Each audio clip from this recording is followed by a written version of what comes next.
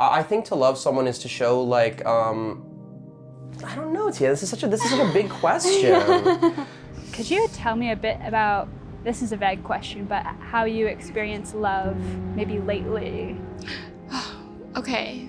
Well, I'm home from university right now, and I'm staying with my family again after not really living with them full time for a while. So I think being around my family, I also recently just went through a breakup, so being around them and feeling their love and support has been like overwhelmingly wonderful right now. So I think, yeah, just really being around my family and feeling the like consistency of what their love is. Yeah. I think I'm fairly open to love, but quick to shut it off if I'm like, if there's like something that doesn't feel right. I don't know if I really like knew what love was till like later in life when I could like think a little more about it. Like certain people, I'm like, do I love them? And then I'm like, yeah, like I think I do, you know. I have no family, no friends, and I'm all by myself. But the things are getting a little bit tougher because they say getting old is tough. But me, I say getting older is tough. See, like now, I'm old, but getting older, it's much tougher than being old? than being old. Right. Yeah. Yeah. What is love? I mean, I want to cheat and use like Bell Hooks' definition because it's great of like the willingness to like nurture another person's soul. But I also think that like love is whatever you want it to be, like whatever whatever feels loving and like whatever feels caring and kind and gentle for you, and like what makes you feel connected to somebody. I think sometimes we also reserve love to mean like these big feelings and like big situations that only happen with like 3 people in your whole lifetime. And I think like you can have really loving moments with lots of different types of people, and you can show love to people and like the way that you show care and show affection. And then of course, like, you know, Bell Hooks talks about there is a difference between showing affection and showing love. And I think my major feeling about love is that it's not only a feeling, it's also a behavior. And so you have to like show that you love people, and you have to act lovingly towards people, and you can't just like say the thing. Yeah. What's an area of your life that you think could use more love? I could definitely put more love into my friends. For a long time, I'm bad at responding to messages and like following up on plans with like people I love. Even though I do love them, and I think they know I love them, but you know, like I feel like at a certain point, they might be like, does he love me? Like he's not talking to me. So I think like my friends, I can put more love into the homies for sure. The biggest source of like love, I suppose, comes from like friends and being supportive of each other and being encouraging of each other and just kind of like always being there, which I guess is maybe sounds very like simple to say, but I feel like it can be kind of hard to find people that you do feel like kind of get you and are always there for you. And to me, that's like love, and it's like unconditional love. You know what I mean? Like. Yeah. It makes me think of like you're someone who I consider one of my closest friends, which is cute. Yeah. And like, cause there'll be friends who, yeah, I'm not sure, you know, maybe newer friends who you're like, I don't know, are we on that page yet? But with someone like you, I never think about that. I'm just like, oh, of course, Khalil is there. Well, it's sweet to get to that kind of love in a friendship. Yeah. And yeah, like people like you and Rebecca, I feel like we've gotten to an unconditional love point where it's like when I want to hang out with someone, I'll just text you guys, and it doesn't feel like any kind of socially anxious intrusion. Exactly. It just feels natural. And like, but then also sometimes I might go a month without seeing y'all. Yeah. Well, I think that is love But too. you're Is still like, there, yeah. and I think that is love as well. Is like being able to pick back up with somebody like no time has gone by, and like also like growing with somebody over time. Like I feel like a lot of my close friends now are people that I've known for like 6-7 years. You know what I mean? And like through that, it's like you see this person grow. You see them through like ups and downs, and like, and you're there for each other through that, and you like help each other along that journey. And I think that is love. Is like, and yeah, unconditional love is just continuing to kind of like support people as they kind of become and who they are and blossom. And There's no real rules in love, and I think sometimes people put like a lot of unnecessary rules. I like every time a client brings up the idea of double texting, I'm like ready to fight double texting. Yeah. There's just like really no rules. Like as long as both people feel respected and cared for and supported, like you can do whatever you want and be whoever you want to be. So I've come by Trinity Bellwoods Park a couple times now. Are you recording? With Nico and Luke. And those 2 times we went around asking people. But this time we just are saying, you know what? If you want it, you can come to us and let us know. Because street interviews have been an intimidating thing, but we're trying to believe that people are loving, right? We're in a loving mood.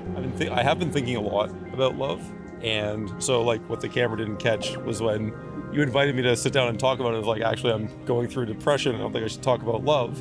And I realized like all the relationships with people I have, or I actually would say we really love each other, it's because we both feel seen and accepted by each other, not just when things are going well and we feel good, but also when things are challenging and we feel bad.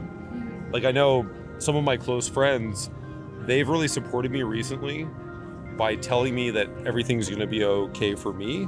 And I know there have been times in the not too distant past where they were struggling and I could hold them in that state of love, which wasn't like putting the blinders on to say, everything you do is great, slay queen, or king. It wasn't like that. It was like, no, like I see based on your skills and your perseverance and your history of X, Y, and Z that almost certainly this is going to pass, right? And I knew that for them even when their emotions were going wild. So that's what's happening for me right now. And when I reach out to them and they tell me I'm going to be okay, in a sense right now, I trust their evaluation more than I do my own. Yeah. For the first time I can say, not recently, like 7 months I feel like is a significant portion of time. At least in my life. I'm with someone that I truly love, and that's a first time. And I don't know. I'm very happy with the person that I found, and I've never had that experience before, so. That's so nice. I feel like this is a fresh perspective, Yeah. It's a good perspective. How old are you? I'm 22. Whoa, 22. Is this your first serious thing, or have you had? I had a 4-month relationship before that, Valid. which was great, fantastic. But I truly found I'm actually about to move in with this partner. Like I love her. She's amazing. And I find that working with kids is so great because like this is kind of like, I don't know, as a superior and as someone who's like older, you're like instantly like cool, And so it's like you are able to make relationships with them like really fast because they like rely on you a lot. And I find that because they are so open and you're so open, it's just like love. Like it's so good. And it's so pure, and it's like I'll come home and my pockets will just be like full of like all the stuff that they've made me and all this like I'll like tell my parents all this like all these things they said, and it's like I want to be open and like good for them, not just for my job but for like our relationship. And it's so great. And I also think like literally the staff at camp, it's like it's just a big community it's of really like special. Yeah, it's just like so, it's like love, like it's like so. It's shocking how well they like made this like ensemble of people, because I remember like the training and coming in and just like connecting with all these people instantly. Yeah. I am really loved by my brothers. I have 2 older brothers, and they mean the world to me. And we all kind of like understand that bond and can have like unspoken moments that we just like completely understand each other, and it's just to feel that love and support is like endless. So Yeah, I'm an only child, so could you maybe expand on that, on what it's like being a sibling and experiencing love as a sibling? Because I know also there's a contrast in love. Like love isn't always just like joy and happiness. Like love is also like loving them through hating them. Yeah, exactly.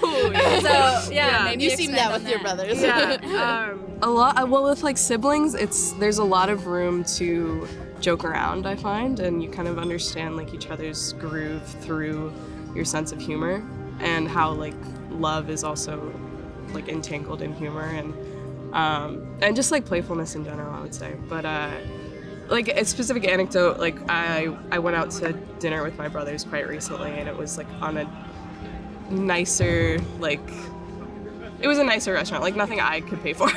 And my oldest brother was paying, and he started a toast, and he was like, I'm really happy that we're at this table together, and whether it's here or at the drive-thru in McDonald's. And then I interrupted and say, "You're paying." Like either way, you're paying. And so it's I don't know. It's just knowing that you can be yourself around people who like have grown up with you. It's a very nice feeling. Yeah, it's comfortable. Yeah, and the teasing, and there's always like when you are comfortable and loving enough with someone where you can poke at them a little bit, that feels fun. Yeah. It is really easy to like cross that line. Yeah, though, that with too, you like gotta the be careful. poking. Yeah. And I feel like you learn a lot about boundaries when you're a sibling. For sure. Because they really cross them.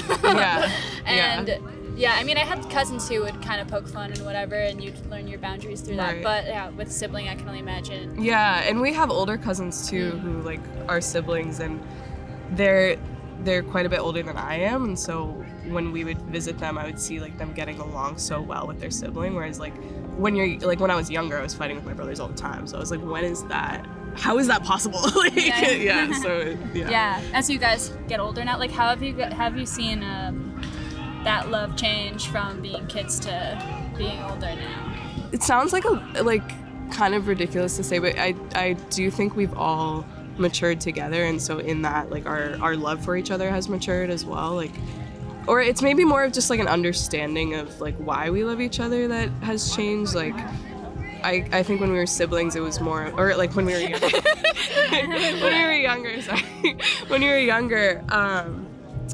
it was kind of like, well, we're all always around each other, and like we have this kind of bond, obviously, so we're like, we love each other, but it wasn't really like an understanding of what that meant. And now that we've like grown up a little bit, and we know like the stakes of relationships and connections, like whether they're siblings or romantic or like a parent to a child, like we have a greater understanding on what the stakes are, and the gravity. The gravity of your actions as well as your words. And so it's just, it has, you probably learn a lot about the role of like forgiveness in love when you're a sibling. Definitely. For sure. I think with like dude friends, it can sometimes be hard to be like, yo man, I love you, man, but I always try to like give the boy homies a hug and stuff. The homies, the boy homies need love too. I think that we should, well, I shouldn't say we should, but I love being romantic in my own friendships. I think that romance in general is fun when it's not just reserved for like long-term partners or partner or significant others, however you want to say, because I think it like limits ourselves so much from showing, like doing like sweet or like even big gestures or little like romantic gestures to our friends. I think that's like sort of heteronormative to reserve like romance and like love for just our long-term partners and significant others. Sharing a nice moment is like a show of love, like just a nice moment with a friend or a family member, like a romantic partner, like I always feel like, yeah, this is love, you know, like I can just be like chilling, saying something silly, you know, like Just spending time with them maybe is the most important. Like, I think especially because I'm not around them for the majority of the year, just being home as often as I can. And like, we always have family dinner at night, and I think that's a really big way that we show our love to each other. My dad always cooks, and then like me and my sister always clean up after, and I think that's like a really big way of showing up maybe in our love for each other. Mental things of it is the things we feel, but we cannot see, we cannot touch. It's almost like a love. Yeah. But love is a kind of mixture, you know. Yeah. You can touch things and love it. You can touch things and hate it. And you can feel the things and not like it. And you know. So, well, maybe love is more than we can describe. Yeah. We don't have a word for it. Yeah. Handshake, and you have a hug, and now is the word. What is the word? Welcome. Yeah.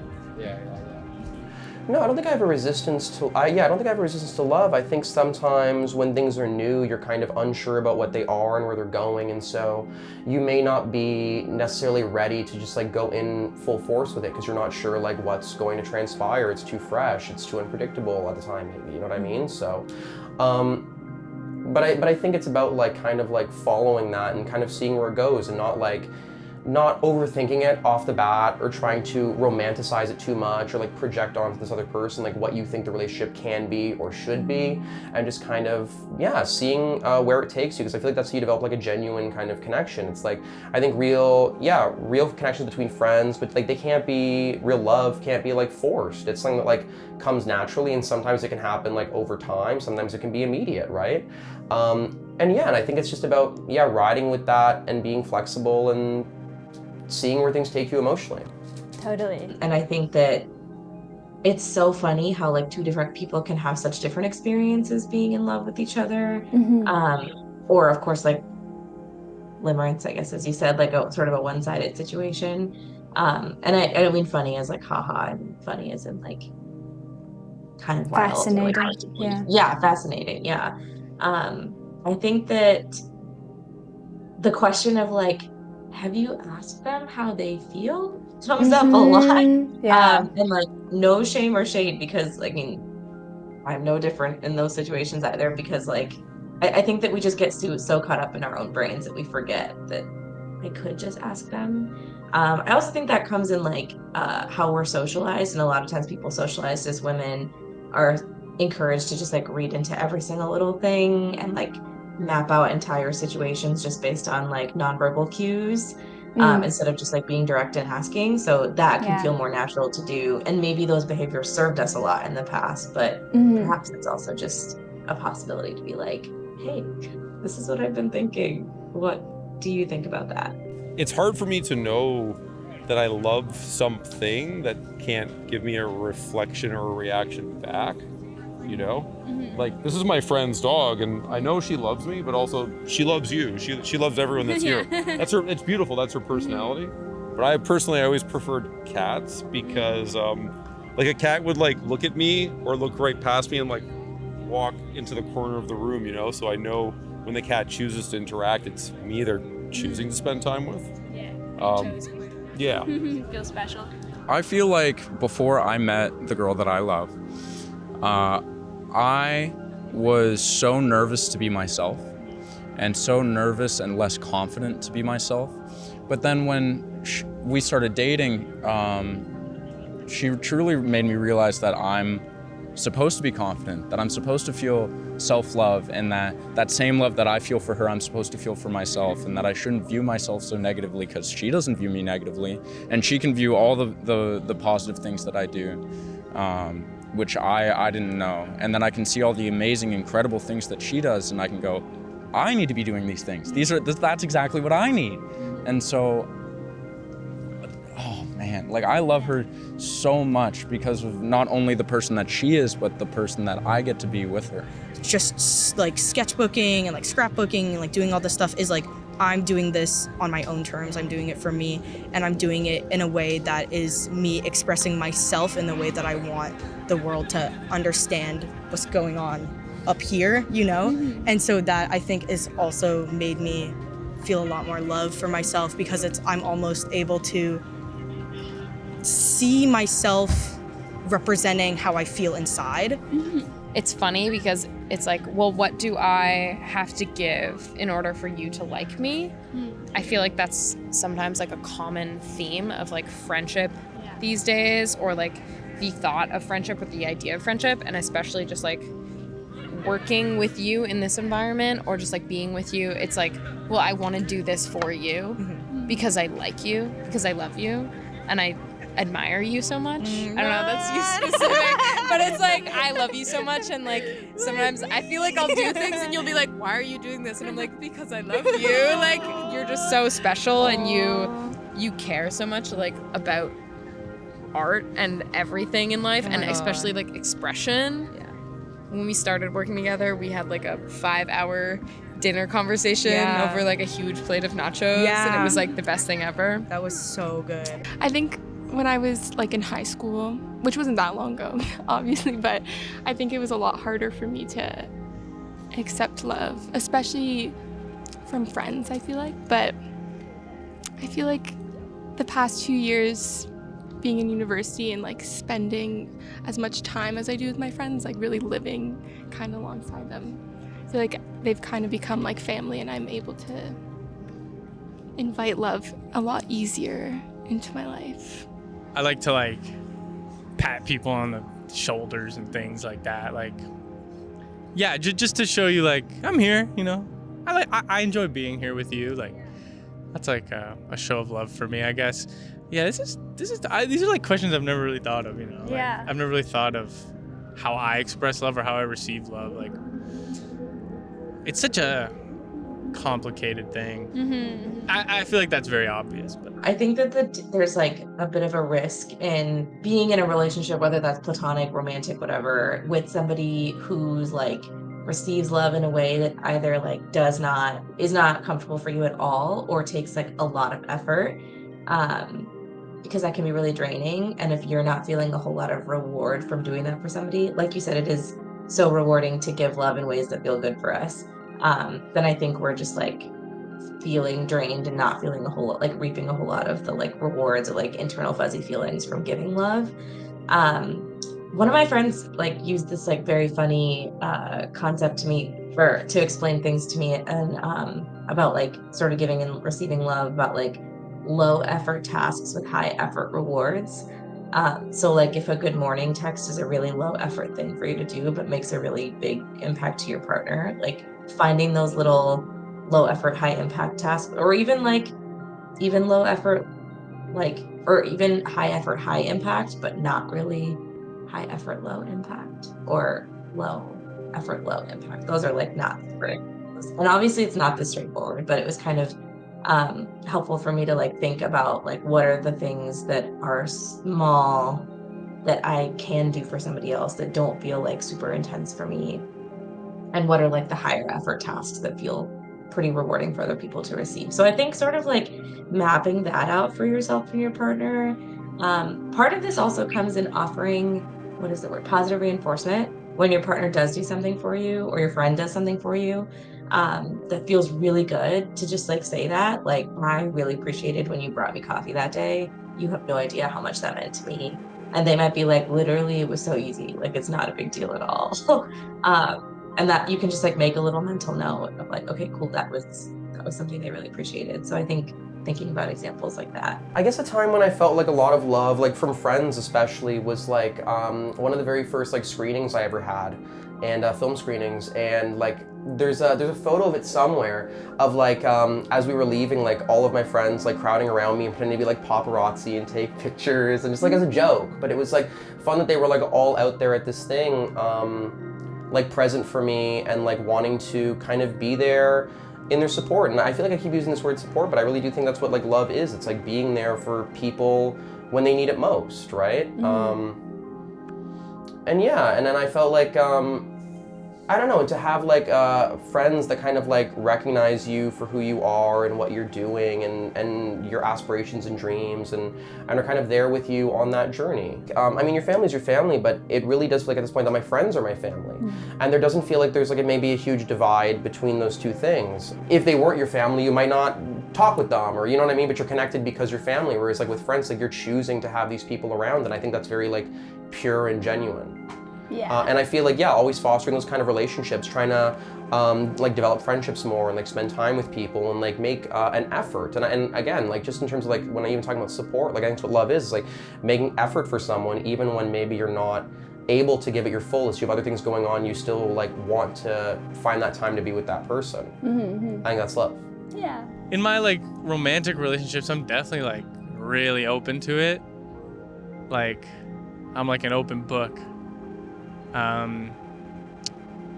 With a lot of doodles on the edges of the writing, but yeah, like it all depends, I guess. Like I think with family, it's like real tough because you know things happen with your family that are like different, like that wouldn't happen with your friends, and like I think that I could definitely be more open to love from family. I feel like I felt love with my family a lot when it comes to like any kind of success. They were big on making sure that I felt positive about the successes that I had, and that I could feel like it's not just me celebrating about this, it's everyone. Like as small as learning to tie my shoes became this big like hurrah, and that just felt like love. Like that's what life should be. You should always be turning to your future, the people that you are passing down knowledge to, and just being like, look, I love you, I'm embracing you, this is amazing, this is incredible, and I'm thankful that you're here, and I'm thankful that you're with me, and there's a reason I had you. And then I get to see my siblings do incredible things, and I'm like, holy shit, like are you? And then I felt, oh my god, the lessons that I learned from them is incredible. My mother was the only woman that I understood and trusted. And my life depended on her, you know, for all the upbringing. But she was just a plain woman, farm woman, working on a farm, having kids, raising family. But one thing I'm gonna tell you a story about me and my mother. See, I'm from Yugoslavia, and I ran away in 1956. And I did not go home till 1976. That's 20 years. And my mother, she had 5 boys and 3 girls. Boys were alive, 2 girls alive, 1 was died. And when I come home after 20 years, my father and mother, they were living with my youngest brother, who was married and he had a pregnant wife. So 4 of them, they lived in the house. And I come in, and I was welcome, you know, and then everybody comes to see me, and there was a parties and stories telling and all these things. And always there was a people more or less in the house. But people were talking, but when mother spoke, you believe it or not,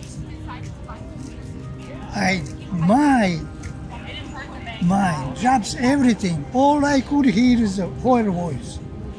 No matter how many kids, how many music parties, things like this. But when I hear her voice, that was it. That's how powerful it is. Yeah. Do you think that came from your love and respect for her? No, it's in just like an there. I essence? cannot explain. Yeah, Right. not something you can explain. Yeah. Maybe you're gonna experience it one day the same way. Yeah. Something my dad's adopted, and something that my dad always says is because he went off and found his birth parents, and it was this incredible long story, but he always says that when he found his birth parents, it's not like he lost love for his what he would say is real parents, his adopted parents, that the love expanded, it grew. And so I want to take that mentality, that look onto my life and be like, oh, I have this new partner now, and I love her so much, and my love got to grow, and I get to thank her for that. A couple of my romantic relationships, let's say, like the first year or so of them, Yeah, like very naturally. like, yeah. And how much of that was like the oxytocin like hormone thing or not, I don't know. But definitely feeling appreciated. Oh, there's a guy on you. Loved, right? Yeah. You're chosen by I feel loved now. But like, in those relationships, again, it was like that process of like opening up and expanding with another person. And again, not just like sharing nice things like, oh, we made dinner together, we went on a trip, but like sharing vulnerabilities or like challenging some of our like limiting beliefs from the past, or encouraging each other to like, oh, hey, like try again or try something new. Yeah, those have been very powerful experiences for me.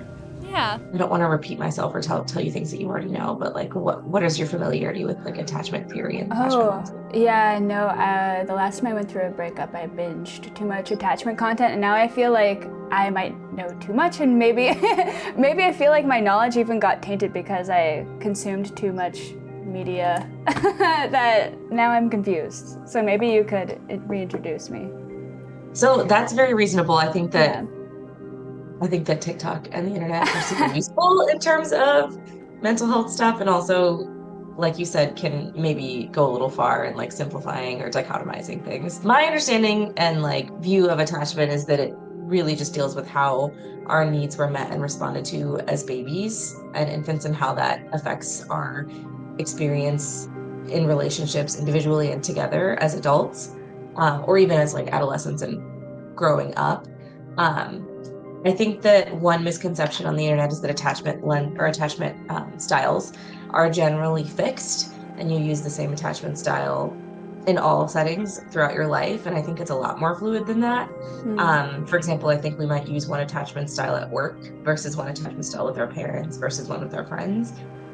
Just kind of depends on how secure those relationships feel and how secure we feel as a part of those relationships. Like, who am I in this relationship and to this person?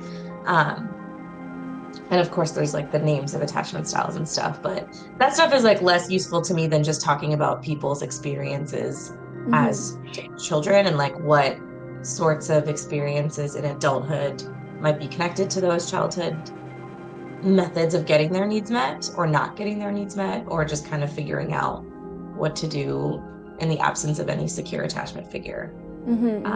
Does that make sense? Yeah.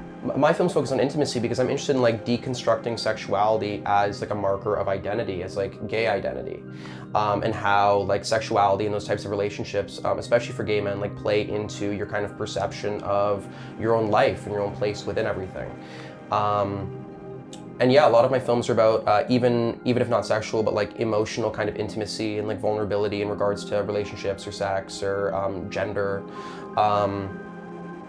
And yeah, and I think it is something that really just like, it is like the driving force of like human interaction, connection. It's like, and it makes us who we are, like gender and sexuality in a lot of ways.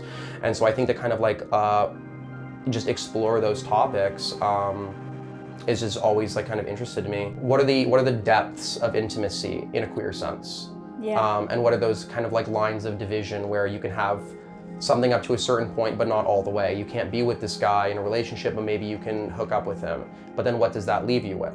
Right? And I'm kind of interested in exploring like those types of questions as well. Like I think it's a lot easier like between like straight friends to be like, oh, this person is like flirting with me maybe. We're friends, but I feel like this guy and a girl are flirting, right? Where it's like maybe if you're gay and you have guy friends, like you wouldn't really like, you might not even think of them that way, you know what I mean? You're like, I don't see them that way. So it completely like, it becomes more alien, I guess. And it becomes more of this like trying to like decipher, like understand the meanings of other people's behavior. Because in a world where everybody's straight, it's pretty clear what people's meanings are or can be. But when there's the ambiguity of like queer sexuality or like ways of expressing that, or again, because some guys who might act gay, like be gay in a sexual way, might not necessarily like want that like romantically because of their own kind of internalized whatever. So sometimes it becomes more complicated in terms of like deciphering like someone's behavior and like where they're coming from. And yeah, and that's why I feel like a lot of my characters, that's like something that they're usually dealing with is like, how does this other person like feel about me? Yeah. And like, what is the real extent of our relationship? Is it in my head? Do they actually feel this way about me? Am I like misinterpreting? You know what I mean? And so I think it is more of like in queer sexuality is more of like a push and pull in terms of what intimacy means. Yeah, knowing about attachment styles is super helpful, and I can always like feel more in tune with myself when I am thinking about that. And I definitely notice how like different people trigger different things.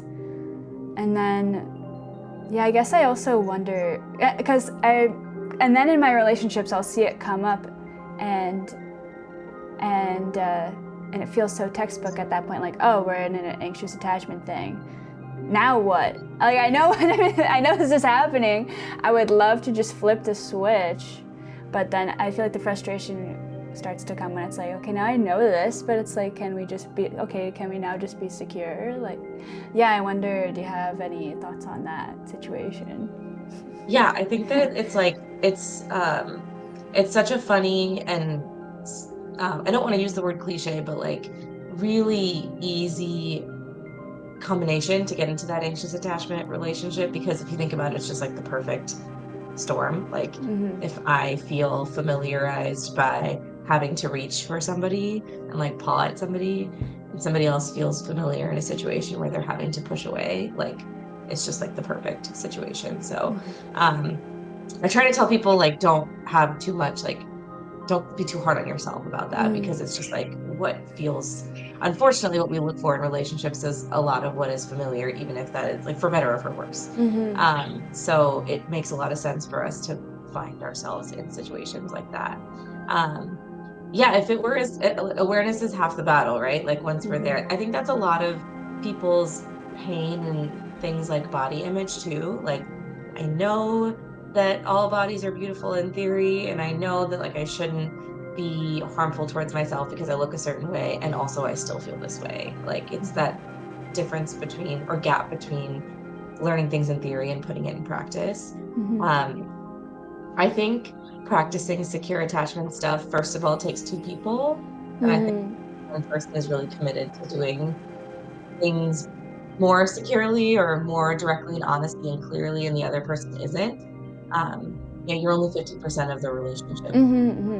Like humans are able to love so separate from all these like concrete things that we've based our like laws of like attraction and like relationships. It's like above that is like just being open and like being like expressing yourself with another person and getting that same openness back. Like it's like I think I'm bringing that with me forever. And having dynamic relationships, like being friends with people who are significantly different from you is what makes like life interesting and have contrast. So completely. When someone's different from you, like they have so much to offer, but that has just like made it so concrete that it's like it really doesn't matter what someone is interested in, what they look like, where they're from, how old they are. Like it's just like if they are open and willing to listen, it's so wonderful. And I feel like that openness is just like it creates so much more than being closed off and critical does. I feel like support is so big. Because sometimes I run the drama station and Miki does art, like visual art, and sometimes I'll just be like, I just need someone to come and sit beside me or behind me, and I just need to be able to like turn to them and see someone there who's not 6 and is like asking me if they can be a booger who sings in the play, which is like, of course you can, of course, I'm not gonna say no.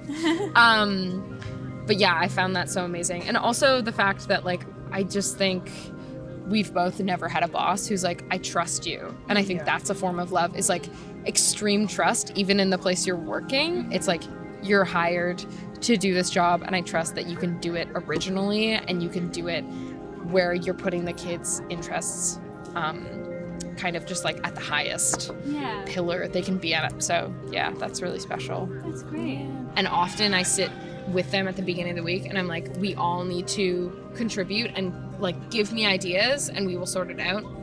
And I think that that's been huge, because I've just been like slowly like, okay, I can just journal and it cannot mean anything, and then it can turn into something. Yeah. Like if you just keep going, and I think that's something I've heard so many people say, but I'm like, oh, that's actually true. If you just keep going and you keep creating something that's like literally nothing until it turns into something, that's something I've taken away from it. And also just like, yeah, because some of them are just like so not critical of themselves. And I think that that's amazing. Yeah. Just being like, well, I just said that, but it's gone now.